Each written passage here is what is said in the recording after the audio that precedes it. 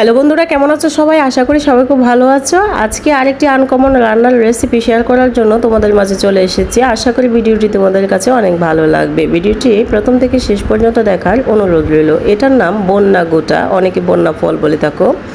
যাই বলো না কেন, এটা একটা পুরোনো দিনের খাবার। অনেকে এটা চেনো, অনেকেই খাওনি, অনেকের কাছেই নতুন। আশা করি ভিডিওটি ভালো লাগবে। ভিডিওটি ভালো লাগলে একটা লাইক শেয়ার করতে ভুলো না। অনেকে আছো আমাদের চ্যানেলে নতুন, তারা চ্যানেলটিকে সাবস্ক্রাইব করে আমাদের পাশে থেকো। এতে করে নতুন নতুন ভিডিওর নোটিফিকেশান চলে যাবে। দেখো, এটা দেখতে উপর থেকে অনেকটা শক্ত, কিন্তু ভেতরটা অনেক নরম। এভাবে আমি উপরে খোসাটা ছাড়িয়ে টুকরো টুকরো করে কেটে নিব। ফেসবুক থেকে দেখছো তারা অবশ্যই একটা ফলো দিয়ে দিও প্লিজ।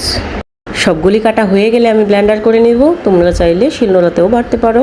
এদিকে একটি কড়াই বসিয়ে দিয়েছি চুলার মধ্যে। এদিকে কড়াইটা গরম হতে হতে আমার ব্লেন্ডার করা হয়ে যাবে। দেখো, ব্লেন্ডার করা হয়ে গেছে। এখন আমি নামিয়ে নিব।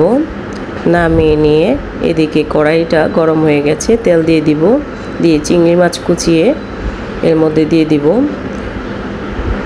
হলুদের গুঁড়া, একটু লবণ দিয়ে ভালো করে ভেজে নিয়ে রসুন দিয়ে দিব, কাঁচা লঙ্কা দিয়ে দিব এবং সুন্দর একটা কালার আসা পর্যন্ত ভালো করে ভেজে নিব। ভাজা হয়ে গেলে ব্লেন্ডার করা বন্যা গোটাটা দিয়ে দিব। এর মধ্যে স্বাদ মতো লবণ দিয়ে দিব, হাফ চা চামচ হলুদের গুঁড়া, হাফ চা চামচ মরিচের গুঁড়া নিয়ে ভালো করে মিশিয়ে নিব যতক্ষণ পর্যন্ত কালারটা চেঞ্জ না হবে। কিছুক্ষণ ভাজার পর দেখো কালারটা কীরকম চেঞ্জ হয়ে গেছে, কাঁচা কাঁচা ভাবটা দূর হয়ে গেছে।